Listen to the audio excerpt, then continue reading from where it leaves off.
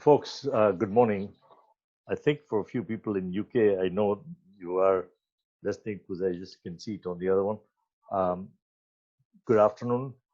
If you are um, getting in from the Middle East, which some of you are, good evening. So thank you for taking time to log on here. We're going to make it a very exciting session because we have a very important guest with us, Patrick Naoum. My name is Bashir Fancy. I'm the president at BIZTEK, or Business and Technology Professional Association of Canada. We're about knowledge sharing, certification, code of ethics. We'll be talking about certification more next week or maybe later in the week as we make some big announcements. But regardless, um, today it's all about taking a deeper dive in security. Patrick Naoum was the Executive Vice President of ESI Technologies. And those of you who heard the summit on 29th of July, Patrick was on the security panel, and it was a fantastic discussion around the issues of security. We touched a few other brief things. I won't go into it because we'll have Patrick talk about it today. So, as I said, Patrick has spent too many years in this industry, and he's not one trick pony. That I have to tell you that, which is what I always hype about when it comes to security. He's done a lot of different things that makes him a pretty solid candidate for this area. And Patrick, why don't you talk about a little bit about yourself and then park some issues, then we can get into different discussion, right? Thanks a lot, Bashir. Appreciate. Thanks for the intro. Hello, everyone. Good morning, good afternoon, and good evening. It's a pleasure to be here and continue on this great assembly that Bashir has gathered. Around BIZTEK. I think there's a lot of thought leadership, a lot of people. I certainly am humbled by having learned a lot from all the panelists on July 29th, and I really appreciate it. So indeed, I mean, security is a very vast area of conversation. I mean, we could go, very deep in all sorts of different areas around security. So I'm going to try to take it to a next level today and basically answer some questions that were asked that we didn't have time to address at the last session, and also open the floor for your questions as well. A bit about us, a bit about me. So I've been with ESI for 23 years now. Essentially, at the turn of the century, among other things, we focused a lot on security. I'm going to basically give an indication on where we've come from by mentioning the British Standard 7799, which was issued in 95 by the BSI, which then in 98 was morphed and became integrated into the ISO family of compliance and governance requirements around security management. So we ran a lot of those audits at the time. So I had part of the team that I had built and assembled doing the BS 7799, which became ISO 17799, and eventually into 27001 and many standards after that.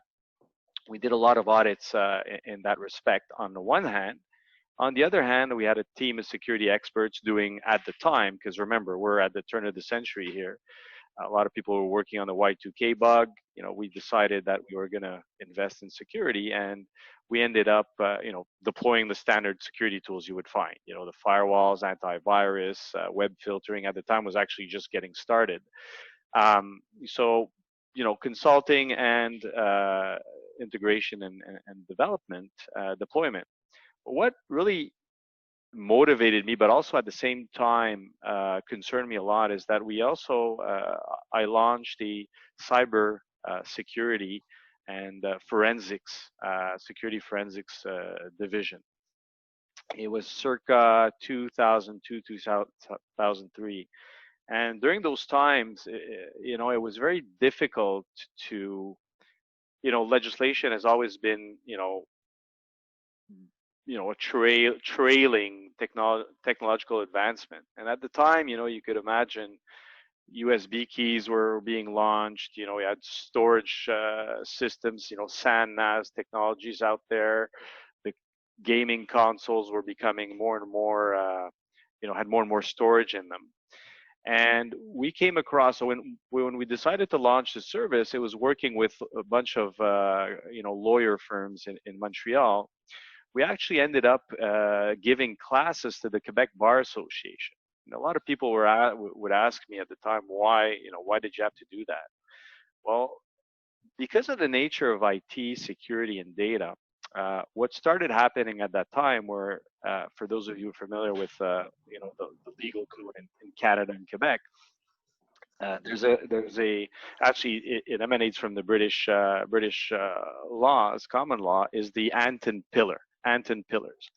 Anton Pillars are essentially the right to seize data to search without prior, without advising the party that you have call it the search warrant, and seize that information beforehand. So you could imagine at the time going to see a judge and asking for an Anton Pillar and telling him, listen, I need to come into someone's premises, someone's house, seize everything that's electronic. I have to copy the data.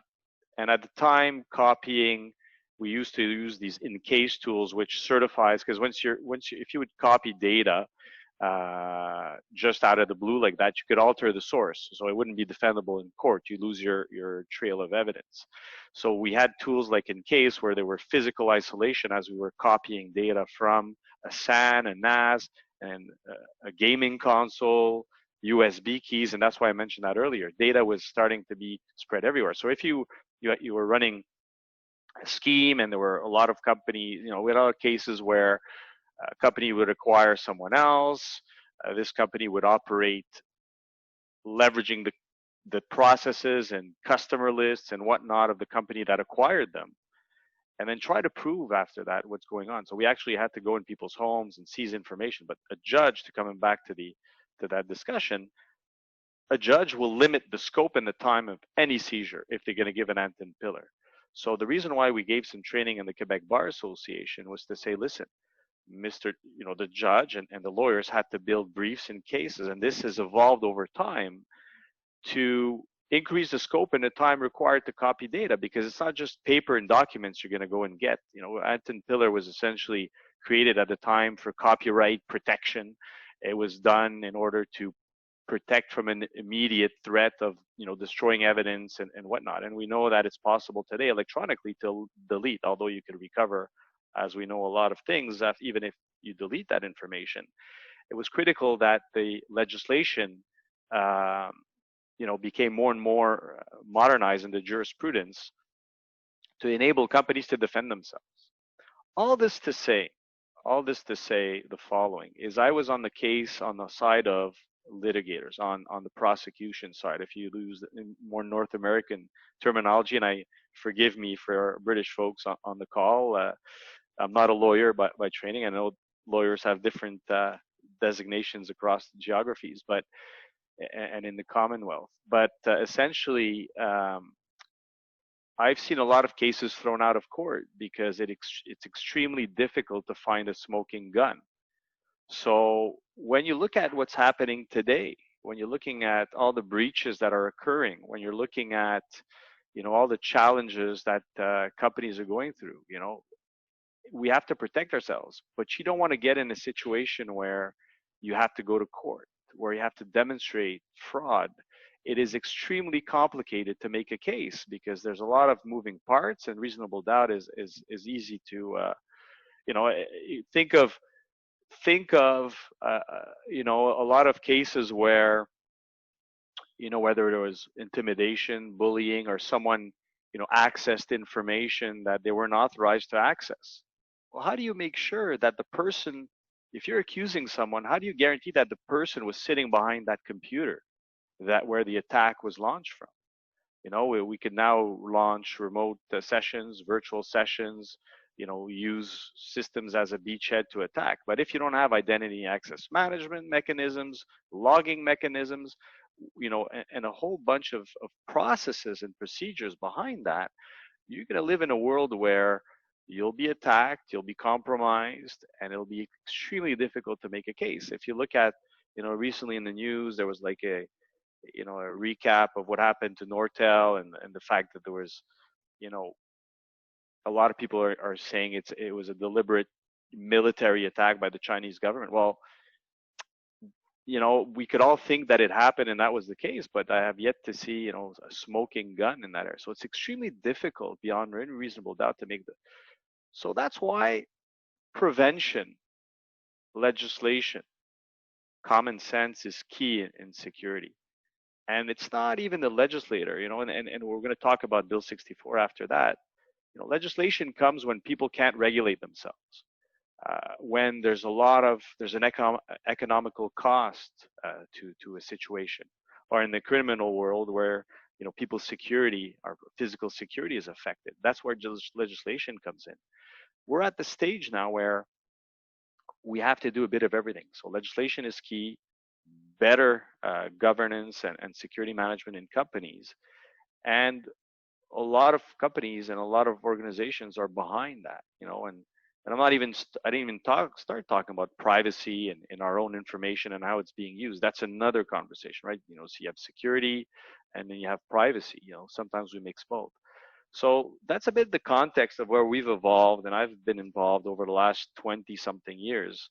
And today what we do is basically, with the team is take all this into account and make sure that when we work with our customers, that we look at a holistic view of things and take security into consideration by looking at the consequences of not doing the right things from the ground up from day one. So a quick intro, long intro, not quick. Sorry, I apologize. But it's a passionate field for me, and I've seen the consulting side, the technical side, the legal side. And that brings us to the next level, which is what's happening in Canada. So this is actually excellent. You set it up beautifully, because I think the couple of interesting things came to mind. You talked about Nortel, which is absolutely correct in what has been happening. What is also interesting, complicates that issue, is that Nortel sold their patent to China, and Nortel sold the patents to a company in Chicago in the US, who in turn sold it to China. So it's the water so badly muddied right now as to what really happened. Then you see the competition, so you don't know exactly. It's absolutely correct. You're right. I think one of the big points you just made is that given all that, you better be safe than to be sorry, is what your point. So, with your background, and you've been promoting a sensible, efficient, holistic, impactful approach in securing business, and you touched on it briefly. Especially if the information that belongs to the clients, and you may have some, they have some, and based on a lot of conversation, there's a lot of frustration out there, right? Getting this message across to companies and people that this holistic approach is critical. I mean, look at the exponential growth in the compromises that we're seeing every day. There's not a day goes by, right, without more breaches. So you talked about Bill 64. One of the things that is becoming more and more important, and we saw yesterday, I think it was, or a couple of days ago, where the Privacy Commissioner of Canada actually goes public, sends an open letter to the Parliament to say, hey, I can't protect. And the government's still asleep, and you see Ontario and Quebec trying to come up with some legislation. Can you talk about that and see how that could impact? It's not just legislation, but you just touched on very important areas about Bill 64 and what does the company do in terms of the holistic approach? Because we have definitely a problem in skills, in security, right? Thanks, Bashir. You know what? I have to say, we're all a little, if you look at the security industry as a whole, we're all a little guilty of the fact that, and you talk about it so much, the next shiny object. If I look at you and Chris Anderson at the last session, you put a lot of emphasis on that. Yeah. And we're guilty of the fact that a lot of companies have not adopted a holistic security approach, because everyone's trying to sell them products, and then the company turns around and gets a breach, gets problems, has to justify why there's still been they've been hacked, but they've spent all this money to the board of directors, to whoever are stakeholders. And then you say, well, these same people don't understand when we have to have a more holistic view of so we're education wise, the way things were sold in this industry, we have a part of responsibility in all this. But at the same time, as is a lot related to human nature, you have a lot of people that that have the mentality, well, it won't happen to me. um, why would they be targeting our little organization? Well, clearly we're seeing that you know I have never seen, I've seen a lot of, and you can look online and look at the top breaches. Most of them were in the US, the ones we knew. Now you look at more public breaches. Look at Quebec government. We have the teachers, all their personal information. It took 5 months for the Ministry of Education to alert the teachers that their personal information was taken this year, like in 2019. You have, the Desjardins. You have a whole slew of other, the PCU frauds, and it's all around identity theft. So it's coming closer to home. For a long time in Canada, we're like, oh, well, it's not happening to us. But in Canada, although you have to disclose a breach, it's not like the SB 1386 in California, where you have serious consequences if you don't, have breach reporting. So, but this is changing because there's a tidal wave of attacks, and they're very public, right? And Nortel is coming back in the media, as you mentioned, in a big and scary way. And like I posted online, I said, well, this is Nortel. What about all the other companies? And in Canada, we have a very rich and solid R&D tax credit program. We do a lot of R&D. So this is just the tip of the iceberg, as it typically is in security. So that's why a bunch of other people are just looking at this and it's not going to happen to me. Yeah, well, you know what? If you as a company, and there's jurisprudence here, if you as a company were negligent, if you don't do the proper audits, or if you don't, no one has a responsibility of results. You have a responsibility of means, right? You have to take the necessary, reasonable means or business accepted means to secure your environment or to do anything in business. So think of the scenario where you don't take care of your security, you have attacks that are launched from your own network to target another enterprise or people and whatnot. Well, you could be accused of gross negligence, and there have been cases of that, right? Where a network was leveraged, especially universities, right? Because it was more of an open area. So a lot of attacks came in the first beginning of the century. It seems so long ago, saying that beginning of the century. But in the 2000 frame, a lot of attacks were launched from universities. If you remember Mafia Boy, which is someone from here, and they launched attacks from all sorts of vulnerable, we call slave machines and drones. So at one point, the legislator has to look at this and say, this can't go on. So if you look at the Bill 64, to drill down a little bit, what it means. Well, first of all, Quebec was the precursor, the first Canadian jurisdiction to instate privacy laws back in '93. So we were forward-looking, very progressive on that front. But guess what? We didn't do anything since '93.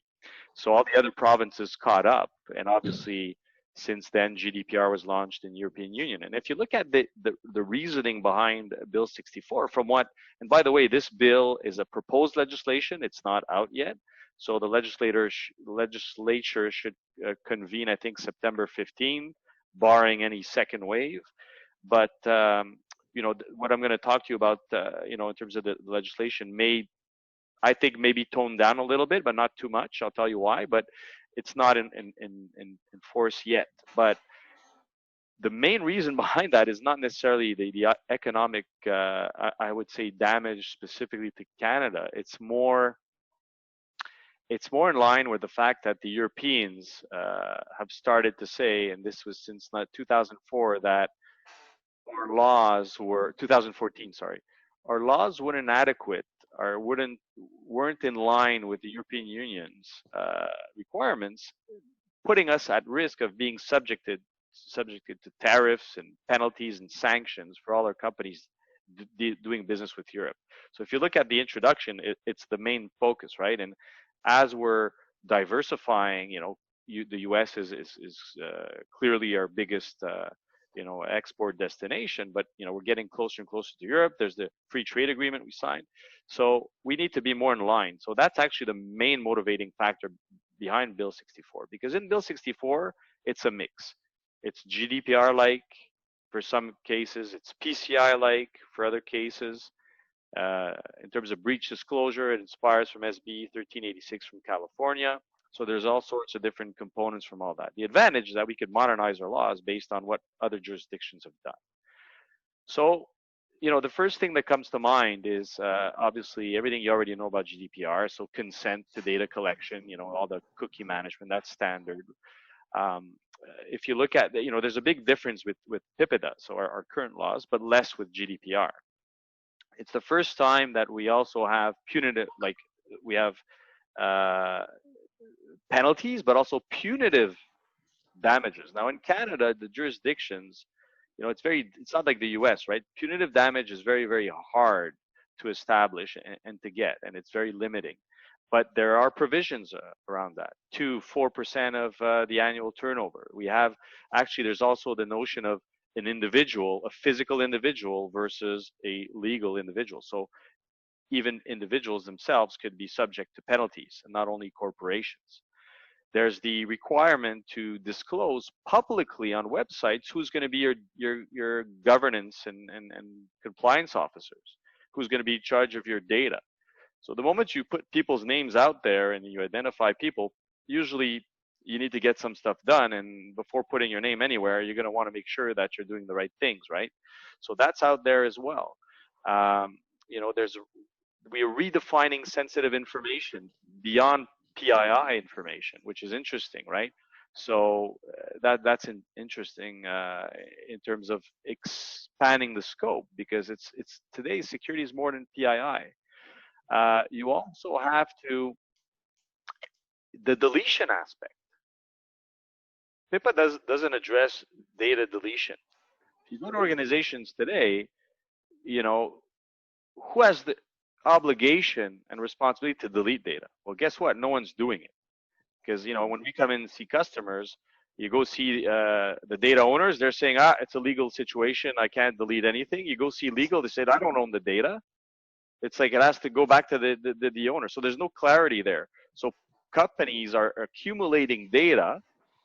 It exposes them to more breaches, and if you have to investigate, well, it's one thing to investigate X terabytes of data versus X petabytes of data. So if your data is out there, it's subject to analysis and in any situation. So there's a cost to maintaining it, but there's also a cost if you need to litigate, if you get to litigation. And it increases your attack surface, if you will, with data that you may not want there to start with. So there's issues there as well in terms of deletion, and a bunch of other, this is public information. But the intent here is to clarify. And actually, another element, and I'll close on Bill 64, is the automated decision process. Now, GDPR has those provisions. PIPEDA doesn't. Like today, artificial intelligence is everywhere, especially in banking, insurance, in all the areas that concern us personally. And you have all these robots making decisions on us, whether it's credit ratings or, basically AIs making decisions for us. Well, as an individual, I should have the right to see what data they're collecting to make those decisions, how are they making those decisions, and I have to be able to question those decisions that are automated when I want to. And there are provisions for that in Bill 64, and it's critical because as time evolves, the human element is taking out of a lot of these automated decision processes that could determine my well-being, your well-being, and the whole community's well-being down the road. That's actually. So those are, no, go ahead, complete that. Those are the highlights. And just to close, Bashir, and I know I'm going on and on. No, but it's okay. the Desjardins, the reference to Desjardins is all this is that it was a catalyst for this. You know, these laws were in the works, but maybe the consequences weren't as bad. If you look at, the Jardin today, the consequences to their bottom line are huge, billions of dollars. But in terms of fines, especially, they're not considered an official bank. It was more of a slap on the wrist. So, and it affected every single Quebecer in any shape or form. So this has been a catalyst. This event has been a catalyst for legislation to make sure that these things don't happen again, or at least they're minimized. Because you know what, security is not 100%. We all know that. Actually, it's very interesting because you covered some tremendous amount of ground there, and two, I guess, important things come to mind. One is, and I'll ask you that question in a second. But security is not a thing unto itself. Security is a result. What the Patrick is just kind of told people they were listening to this is that security is a result of doing all these things correctly, right? So it's an outcome. It's not. People confuse security as something unto itself. It's really an outcome of doing all those things correctly. So that's going to be a very important point you mentioned. The other thing, what you just touched on, is the data, and we'll come back later in more detail, but it's kind of quite worrying that you can't find who owns the data. Well, depending on who you talk to, they've got a different approach, and there was a whole big battle around this issue. But nevertheless, you parked some very interesting issues, so we can now drill down a couple of areas. One of the things that you had talked briefly about at the 29th July summit, and used the term which I've now used a few times, which is very interesting, which is about bring your own office, right? COVID-19 has created the situation of people working from home. Yes. And how do you see the impact of all that? How do you protect the employee, your assets, given that people are working from home, and we've got all sorts of fractures going on in the middle? Very good point. Listen, it was complicated before, right? It was complicated. Usually companies would have around 10% of the workforce working remotely in one shape or form. Whether it was moving around in airports, with their devices at home and whatnot. So think of the, post confinement where all of a sudden 100% of them are there. So if you look at just in terms of infrastructure, that was a battle in itself, right? And security was not thought of initially. It was just about activating as many people as we can, beefing up those internet connections, making sure there was connectivity. That was the first issue. But working from home has always been a challenge because,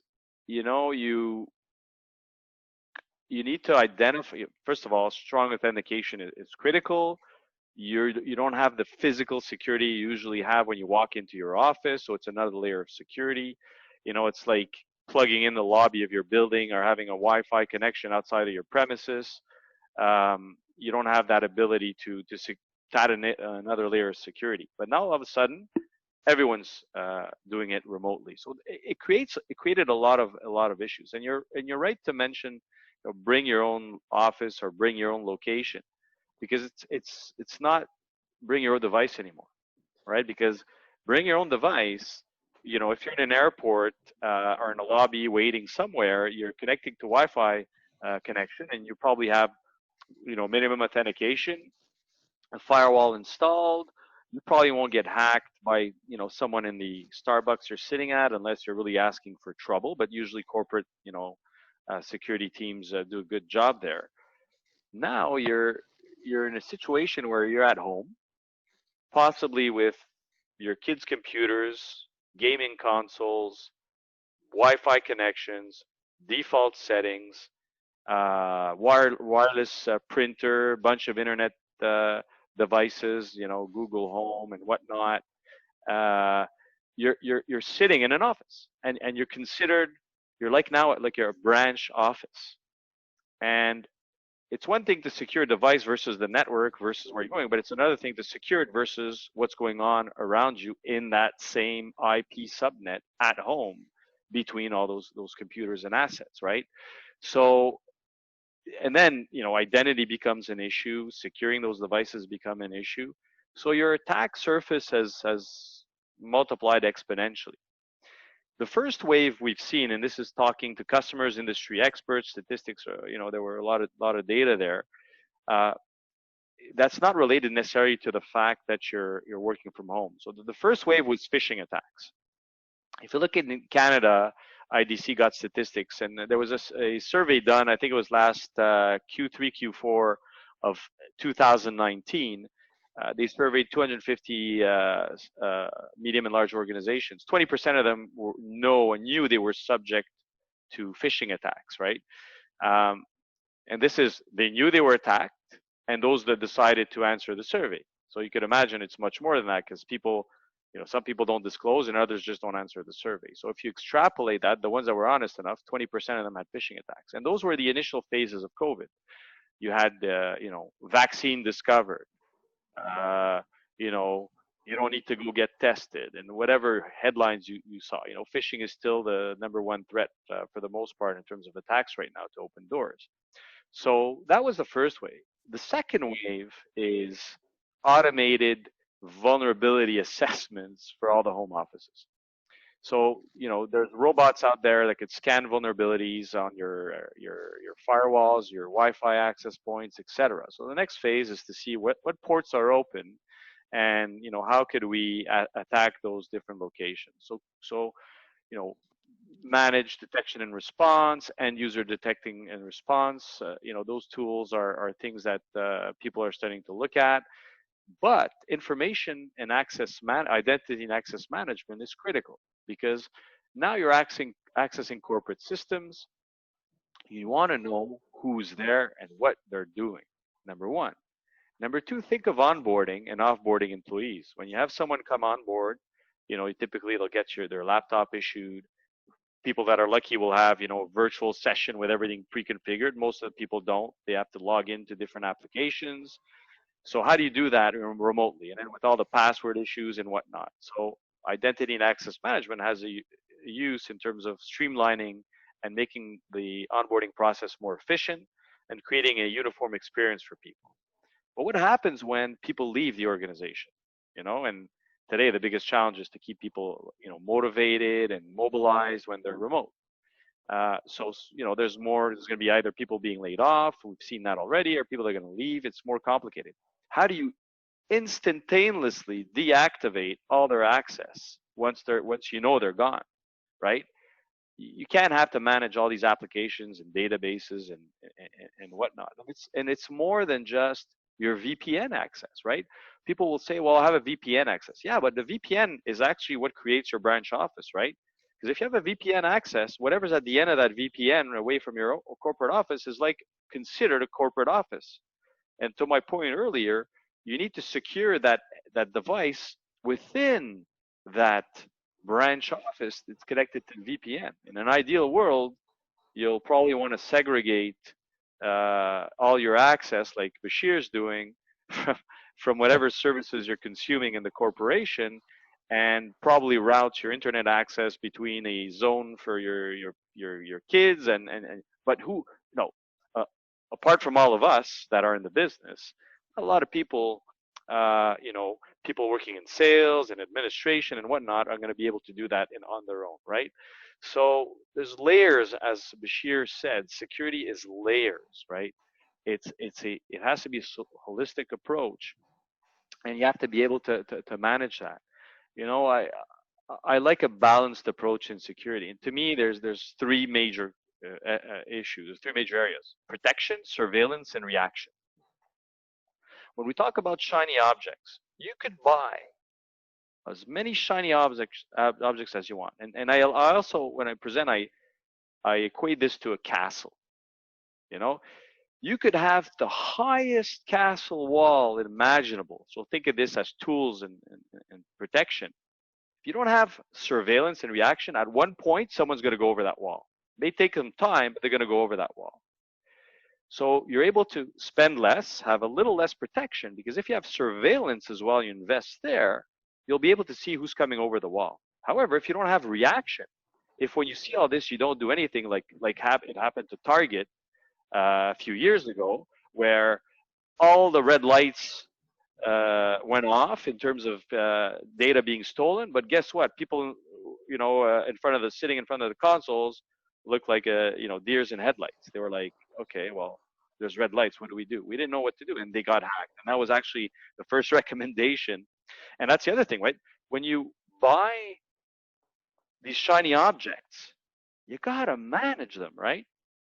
So we have either companies that are buying the shiny objects but don't have the staff, to manage, or they're just not spending the money and not getting a reaction out of it. Because once you manage and surveil, you got to react. So you got to spend money, and you got to think of what you do across all three spectrums, all three areas, always thinking about what you need to protect. You can spend money, but it has to make sense. There's a question from Guy, which we'll get to in a minute. The 3-4 things you talked about again here, which are very, very important and interesting. The shiny objects, where on average you've got companies with 18 or so tools and they don't even use them properly, don't even understand how to use them, which is, but give credit to the guys who actually sell those tools, because people don't use them. They don't know how to use them. That's one. The second problem with the working from home that you are talking about is organized crime. And the reason they call organized is because they have bloody well organized extremely well. They are taking advantage of this because they got people on the inside who now have got more bandwidth or play to do things, and they will do things. But there's also culture, which you kind of indirectly mentioned, which is the fact that businesses have turned fraud into cost of doing business, and it's not. That's a big, big problem, and they need to address that. And so mindset is definitely playing a big role. But all this comes to another very interesting area, and we'll try and rope some of the thing towards the end. Is that the data? A lot of the organizations have tremendous amount of duplicate data. In fact, you had also touched on this last time, that companies, or maybe 50% more, maybe even 60, 70, have not touched their data in the last 2 years, right? They have not accessed that. And people don't realize more data and more points of failure, more points of exposure, right? Cause more problem. So, when you look at the tier 1 platform, and is this understood by corporations? And what is its impact from your standpoint? Part of what we're exposed to over the last few years is storage and storage management, and right. You've seen the data. There's a proliferation of the consumption of storage. It's unreal. If you look at, humans are typically hoarders, right? We all have our information. You rarely delete it. So think of this at scale, especially with what I said about deletion. So you're right. There's 50%. Veritas had run a study, and obviously at the time they were, they've been challenged, but they dominated all the backup, in archiving, especially in large enterprise over the last 20 or some years. So they ran, actually based on their logs, they found out that more than 50% of data that companies have on tier 1 storage, not in archives, tier 1 storage, have not been accessed in the last 2 years. So number one, it's a cost issue. If you're the CIO and you have your guys continually asking for more storage, you know why? It's because they're not moving it out, efficiently. So they keep adding storage. But think of the cloud today. So now we have the cloud in which we're done. Okay, I was so scared there for a moment. No. Yeah. So good thing I wasn't talking about networking. I would have looked. We were not breached, guys. We were not breached. It was just maybe the session's hijacked. I don't know. So think of the proliferation again on data in the cloud. So essentially now you have a cost issue, but you also have a who, what, how, and where issue, right? So you don't know who's collecting, because you have SaaS platforms, you have people consuming outside of IT a lot of applications. You have IT itself moving stuff to the cloud. So you're in a situation where, as a company today, you may not know where all your data is, right? So it creates a challenge of visibility because, like Chris Anderson said in the last session, you need to understand where your assets are, what you have in order to secure. If the first step is not knowing where everything is, how could you secure it? How could you evaluate your own risk? So the quantity of data is one thing. It's how it's accumulated, what type of data it is, how do you categorize it, how do you know where it is, and the cloud exacerbates all this because you're consuming stuff on Google, on AWS, you're consuming stuff on on Salesforce, and their platform is storing your data somewhere else. So all of a sudden, as a company, you don't know where your risk is in. Number one. So that's an aspect. Number two is backing your stuff up. Cloud providers, if you read the fine print, are responsible for the container, right? What you put in your container is your responsibility. And it comes down to identity and access management. I have a case where it's actually an employee that worked for a financial institution. He left to join ESI. Everything went well. 2 weeks later, he remembers, he says, oh, I'm the one that set up all the AWS instances for my company. I'm the administrator. I think I'm going to have to bring my credentials, tell someone, what my credentials were and give them access. Could you imagine a scenario where there's a litigation, there's problems and whatnot, and this individual decides to either delete the instances, not give the credentials back, not answer his phone and whatnot? Obviously, it would create problems and you can't escape from that. But the problem is disruption. We often think of security as protecting from criminals, not getting our data stolen and whatnot. But most of the cases, it's disruption in operations. You don't want to be down because your server instance on AWS was deleted, whether it was negligence or not. These are risks today. And you need to back up as well, right? You have your data there, you delete an instance inadvertently, or a robot or some automated process takes care of that. You need to restore. You can't have your backup at the same place as where you're putting your applications. If you learn something in IT is you need a disaster recovery site, you need to archive your backup. You can do it to another cloud, it's fine. But most people think that their instances are protected where they put their data, and it's Microsoft and Azure is going to take care of everything, and everything will be nice because I'm paying for it. No. Think of the electrical grid. We're at the world of utility computing, right? So utility computing is basically having access to resources everywhere. It's like the power grid.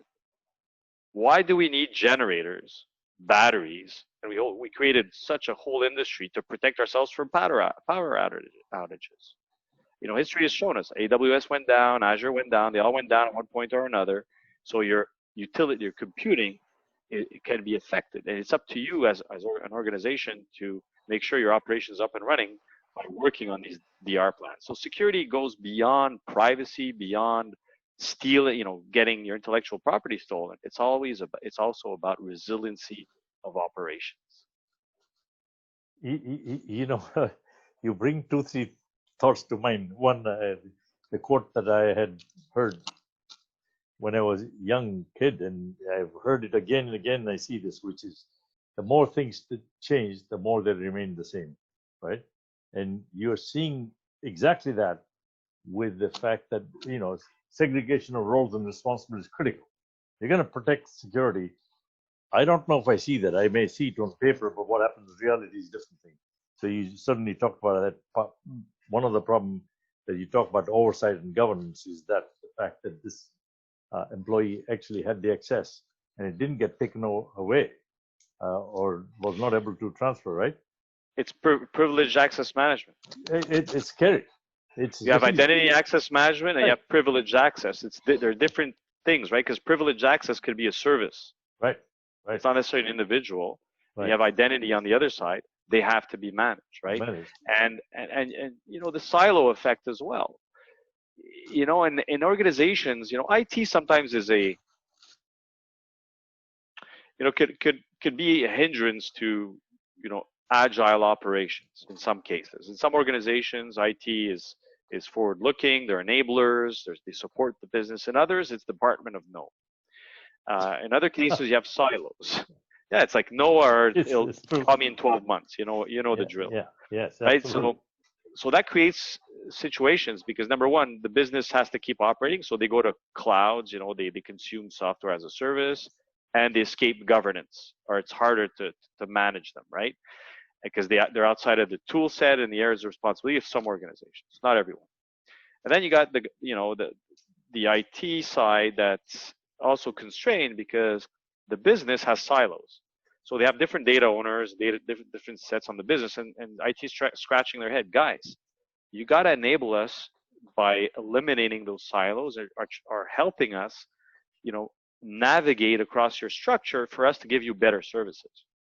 What sometimes happens with the silo effect, is that individuals take it onto themselves to go around the silos to make things happen with good intentions. And that's when you have situations where you have databases that are cross-referenced. You have one individual that could obtain data from different silos. And in some cases, the silos are a requirement for compliance, right? If you look at the banking industry, right? If you look, it's the moment they went in the insurance business, they had to segregate the insurance business but now they're trying and they want to, because they want to see a unified view of their customers. They want to navigate across legislation to see, to cross-reference. So they ask for consent. So we all done it. So you have a portfolio manager at the same bank. Well, he wants to cross-reference your accounts with your portfolio. Once you give consent, then the databases are allowed to be merged.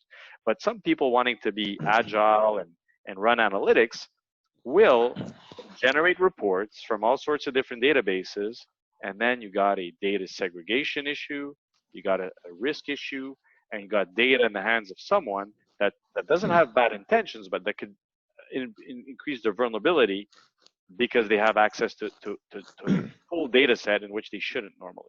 Yeah, absolutely. By the way, Guy's got, so we'll get into the questions now that people have asked. So Guy's asking, the fact that we got Bill 64, GDPR, whatever, what happens if people set up their criminal outfit outside of those jurisdictions and attack? And we are seeing that with the CRA calls coming from India and places like that, where who do you go after? Because so how do you deal with that? Listen, for the moment, what the bill indicates, there's still stuff that's unclear, but clearly it indicates that it's for every business, whether it's private, public, doing business in Quebec. They don't need to have a head office here. It's like and that's the SB 1386 law. When you're doing business in California, even if you're not a California-based company, but if you're doing business in California, you're subject to the law. Now, the impact of this across other jurisdictions in Canada, it's still unclear. It has to be defined when the law will come into effect. But I know for a fact that Quebec is working with Ontario, and Ontario will be doing the same. Internationally, it has absolutely no bearing. Like you said, Bashir, in the piece, the CRA calls that was in the paper. Actually, we needed the Indian government's collaboration to arrest those cells that did it. Without the Indian government's collaboration, you're done. And that brings me back to the first my points at the beginning on litigation. You don't want to get there. You don't want to be in a position where you think that you're look at China today. The only thing you can do is put pressure on the Chinese government. The Chinese government is denying everything, right? And Russia's the same. There's no way you could go and reach out to these governments. You need to find a sympathetic government in which we have economic relations, in the Commonwealth, the U.S., and even in some places, other places in Asia. But and guess where all the hackers come from? They come from areas, and they're attacking North America that you have absolutely no say in, and you can't do anything. So that's why we need to be more on the prevention side. Legislation will help customers move forward. Yes, people don't like legislation. There's already lobbying from companies saying, because this will cost a lot. And it'll probably be 3 years to comply, but there's ways to do it. There's data obfuscation technologies, tokenization technologies. You can't steal what's not there in some cases, right? And then we have partners that do this type of work and that simplify audits. So there's solutions out there, but people have to take responsibility, take charge. And once those names are going to be being posted on the Exposed. website, people will have to make moves. I hope that answers the question. No, I think it does. The other interesting thing is like duct cleaning, for example. Everybody gets a call, but here's the problem: they may be calling from India and wherever, but wherever they're calling from outside. The problem is that they're giving the business to local entities, and the law should encompass that if you are profiting from any of this, you're equally liable, right? Which means if the calls came in saying, "Oh, I'm calling from duct cleaning," well, the guy's not going to come from 10,000 miles away to clean my ducts. Some company here is getting the business, and they should be charged because they're in league with that. And the question again, how the hell did those guys get my data? Then we find out that in PIPEDA there were rules that said, oh, if you've dealt with this client or whatever in 2 years, so they're using them outside to call in to avoid this. Yeah. So the companies here are not innocent, right? They have been. But I wanted to ask you, one of the problems from the security thing we have not really talked about, or you don't hear much of that, but there was something you touched on actually reminded me, which is that we do very little, if any, of succession planning in any area, but in security or that whole area, even more so. What are your thoughts on that? And what you mean by succession planning is it in the perspective of people moving on? Yes, moving that on, have a security skills, role. Have a security role, the skills, because you see, what I found with experience in dealing with this problem from PISA was that they're not new threats. They just recycle them. The technology will keep changing, but they recycle the attacks every now and then. And if people are aware something happened in a particular manner, right, they're aware of it, they can actually start to think and protect and prevent or deal with it quickly. But if they're novice to that, is a big problem. Well, I'm going to try to be clear in what I'm going to say, but right. I'm also thinking out loud because your question has a lot of impacts. On the one hand, there was a time, in the times you talked about, between 97 and 2004, 5, where you could be a security expert and do security deployments, audits, and be involved in all sorts of things. When we had our forensics practice, actually my security technicians, and this was 724, and that's why we stopped, by the way. After a few years, we stopped because all the lawyers would call us and the bailiffs to go seize data here, and there. My guys would work during the day and at night and copy data and whatnot. So it was there was a lot of stuff. We made a big effort to segregate our teams, which we did, except for that aspect, which we stopped.